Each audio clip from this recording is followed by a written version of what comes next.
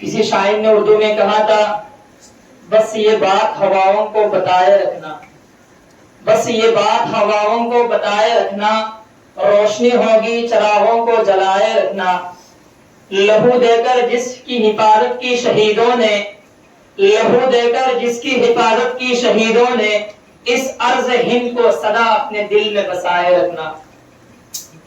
میرے عزیز ساتھیوں اور بزرگوں، اللہ رب العزت والجلال نے نوع انسانی کو جب پیدا فرمایا تو اس کی فطرت میں آزادی کو رکھا۔ انسان کی فطرت یہی ہے کہ وہ آزاد ہو، کسی کی غلامی کو قبول نہ کرے، صرف اور صرف غلامی کرے تو اللہ رب العزت والجلال کی غلامی کرے۔ مگر جب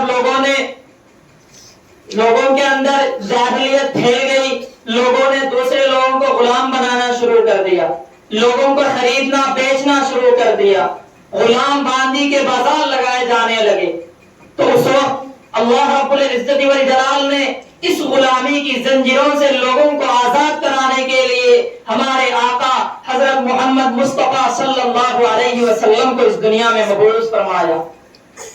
قرآن نے اعلان کرتا ہے وَيَضَعُ عَنْهُمْ إِصْرَهُمْ وَالْأَغْلَالَ الَّتِي كَانَتْ عَلَيْهِمْ کہ یہ جو نبی ہے، یہ نبی تمہارے گلے سے، تمہاری گردن سے غلامی کے توق کو اتار کے رکھ دیں گے۔ دھیرے دھیرے اللہ رب العزت والجلال کے حکم کے مطابق حضرت محمد مصطفیٰ صلی اللہ علیہ وسلم نے لوگوں کے اندر سے غلامیت کو ختم کرنے کی کوشش کی۔ اگر کسی مسلمان کوئی گناہ کرتا جس کے کفارے کے لیے غلام آزاد کرنا پڑتا تو اللہ کے نبی نے فرمایا کہ غلام آزاد کرو، باندی آزاد کرو۔ اسی سلسلے کو جاری رکھتے ہوئے غلامی اور باندی کا جو سلسلہ چلا آ رہا تھا اس کو ختم کر دیا۔ اب دنیا میں کہیں بھی اس طریقے کی غلامی کا کوئی رواج نہیں ہے، مگر اس کے علاوہ اور بھی بہت سی صورتیں ہیں جن میں غلامیت میں انسان جی رہے ہیں، انسان غلام بنے بیٹھے ہیں۔ برسر اقتدار لوگ انسانوں کو غلام بنانے کی کوششیں کر رہے ہیں، ان پر ظلم بالائے ظلم توڑ رہے ہیں۔ جب انگریزوں نے اس دنیا میں قدم رکھا سن 1601 عیسوی میں، سب سے پہلے ہندوستان میں انگریزوں نے قدم رکھا۔ یہ تاریخ آپ کو معلوم ہے، میرے پہلے جتنے بھی مقررین تھے انہوں نے اس تاریخ کو دہرایا ہے، میں اس کو زیادہ طول نہ دیتے ہوئے صرف یہ بتانا چاہتا ہوں کہ ہمارے اندر جو یہ بات رائج ہے یا مشہور ہے کہ جنگ آزادی کی سب سے پہلے لڑائی سن 1857 میں ہوئی تھی، یہ ایک سچائی کو مٹی کے نیچے دبانے کے لیے، ایک سچائی کو جھوٹ سے بدلنے کے لیے بتایا جاتا ہے۔ اصل جنگ آزادی سن 1757 عیسوی میں ہو گئی تھی۔ مسلمانوں نے اس سے پہلے 100 سال سے پہلے بھی پہلے ہی جنگ آزادی کا یہ جنگ شروع کر دیا تھا۔ جیسا کہ تاریخ میں بتایا جاتا ہے کہ سب سے پہلے انگریزوں کے خلاف جس مسلمان نے جنگ آزادی کی لڑائی لڑی تھی وہ نواب سراج الدولہ تھے۔ انہوں نے بنگال میں، چونکہ بنگال میں سب سے پہلے انگریزوں نے بنگال ہی میں پڑاؤ ڈالا تھا، بنگال ہی کے ذریعے وہ ہندوستان میں داخل ہوئے تھے، تو انہوں نے انگریزوں کے خلاف جہاد کیا، انگریزوں کے خلاف لڑائی کی، مگر وہ ناکام رہے۔ انگریزوں نے ان کو ہرا کر، ان کو شکست دے کر ہندوستان پر قبضہ جمانا شروع کیا۔ اس کے بعد شیر میسور سلطان ٹیپو سلطان وہ اور ان کے والد حیدر علی دونوں مل کر انگریزوں کے خلاف لڑنا شروع کیے۔ سن 1799 عیسوی میں ٹیپو سلطان کو ان کافروں نے، ان انگریزوں نے شہید کر دیا۔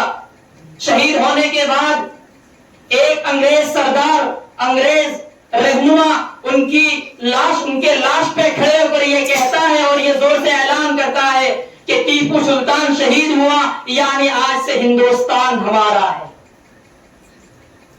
انگریزوں کے خلاف ٹیپو سلطان کے اندر جو نفرت تھی وہ نفرت کسی اور میں نہیں دکھتی تھی۔ ٹیپو سلطان کے نام سے ان کے ایوان کاپ جاتے تھے، ان کے کفر کے کھمبے کاپ جاتے تھے۔ سن 1799 کے بعد ٹیپو سلطان کو شہید کرنے کے بعد اس کے بعد لوگوں نے پھر سے آزادی کی لڑائی لڑنی شروع کی. حضرت شاہ ولی اللہ محدث دہلوی رحمۃ اللہ علیہ نے جہاد کا فتویٰ دیا. اس کے بعد ان کے صاحبزادے حضرت شاہ عبد العزیز محدث دہلوی رحمۃ اللہ علیہ نے کھلا اعلان کیا اور جہاد کا فتویٰ دیا کہ اب انگریزوں کے خلاف جہاد کرنا ہر ہندوستانی پر فرض ہے. یہ فتویٰ کا نتیجہ تھا کہ ہر ہندوستانی کے اندر، ہر ہندوستانی کے رگ رگ میں انگریزوں کے خلاف نفرتیں بھڑکنے لگی. ان کے خلاف جنگ کرنے کا ایک حوصلہ پیدا ہوا، ایک جذبہ پیدا ہوا اور سب میدان کارزار میں اتر آئے اور انگریزوں کو بھگانے کے لیے سن 1857 کی جنگ آزادی کی لڑائی لڑی. مگر افسوس کہ وہاں بھی مسلمانوں کو شکست کا سامنا کرنا پڑا. شاملی کے میدان میں حضرت امداد اللہ مہاجر مکی کی رعایت میں، ان کی قیادت میں مولانا قاسم نانوتوی، حافظ ضامن شہید وغیرہ بہت بڑے بڑے علماء کرام نے ہندوستان کو آزاد کرانے کے لیے لڑائی لڑی. اس 1857 عیسوی کی جنگ آزادی میں مولانا قاسم نانوتوی رحمت اللہ علیہ کو گولی لگی، حافظ ضامن شہید ہوئے. اس طریقے سے ہزار علماء کرام، لاکھ علماء کرام کو انگریزوں نے شہید کر ڈالا. اس کے بعد دھیرے دھیرے انگریزوں کے خلاف محاذ کھڑا کرنے کی کوششیں جاری ہونے لگی. سن 1919 میں جمعیت علماء ہند کا قیام عمل میں آیا. اس سے پہلے حضرت مولانا شیخ الہند مولانا محمود حسن دیوبندی رحمت اللہ علیہ، جو انگریزوں کے خلاف اتنے سخت تھے کہ حضرت مولانا مفکر اسلام حضرت مولانا ابو الحسن علی ندوی رحمت اللہ علیہ فرماتے ہیں کہ ٹیپو سلطان کے بعد اگر کسی مسلمان کے اندر انگریزوں کے خلاف نفرت تھی تو وہ شیخ الہند تھے. شیخ الہند کے نام سے وقاف جایا کرتے تھے. شیخ الہند رحمت اللہ علیہ نے ریشمی رومال کی ایک تحریک چلائی، جس کی قیادت حضرت مولانا عبید اللہ سندھی رحمت اللہ علیہ کے ہاتھوں سونپی گئی. وہ یہاں ہندوستان سے سفر کر کے ترکی گئے. وہاں جا کر وہاں کی حکومت سلطنت عثمانیہ سے انہوں نے مشورہ کیا ہندوستان کو انگریزوں کی غلامی سے چھڑانے کے لیے. حضرت شیخ الہند نے اس تحریک ریشمی رومال کے لیے انہوں نے باہر ملک جانے کا ارادہ کیا. اس ارادے سے وہ مکہ مکرمہ تشریف لے گئے. وہاں وہ 2 سال قائم رہے. وہاں رہتے ہوئے ترکی کے وزیر دفاع وغیرہ سے انہوں نے ملاقاتیں کی اور ہندوستان کی آزادی کے لیے ان کو یقین دہانی کرائی کہ وہ ہمارے ہندوستان کو آزاد کرنے کے لیے ہماری مدد کرے. مگر وہاں ایک مسلمان، سعودی عرب کا وہاں کا ایک مسلمان غدار تھا جس نے حضرت شیخ الہند رحمت اللہ علیہ کو انگریزوں کے ہاتھوں گرفتار کرا دیا. وہاں سے ترکی سے حضرت مولانا عبید اللہ سندھی رحمت اللہ علیہ نے ایک رومال کے اندر جو ریشم کا بنا ہوا تھا، اس جنگ کا پورا فارمولہ، اس جنگ کی کیا کیا تفصیل ہے وہ لکھ کے انہوں نے حضرت شیخ الہند رحمت اللہ علیہ کو بھیجا تھا. مگر افسوس راستے میں انگریز کے ہاتھ لگ گئے اور اسی کے نتیجے حضرت شیخ الہند رحمت اللہ علیہ کو ہندوستان سے اربوں خربوں دور بس بحیرہ روم میں جزیرہ انڈمان جزیرہ مالٹا میں ان کو جیل میں بھیج دیا گیا. ان کے ساتھ حضرت مولانا شیخ الاسلام حسین احمد مدنی رحمت اللہ علیہ اور ان کے دیگر شاگرد رشیدان ان کے ساتھ وہاں جیل میں بند تھے. ہمارے بزرگوں نے اس طریقے سے ملک کو آزاد کرانے کی کوشش کی، جیل کی صعوبتوں کو برداشت کیا، کافروں کے ظلم کے پنجے سے اس ملک کو آزاد کرانے کے لیے انہوں نے بہت سی لڑائیاں لڑی. جب حضرت شیخ الہند رحمت اللہ علیہ کا انتقال ہوا، اس کے بعد انہی کے شاگرد رشید حضرت مولانا حسین احمد مدنی رحمت اللہ علیہ نے اس جنگ آزادی میں اہم کردار ادا کیا.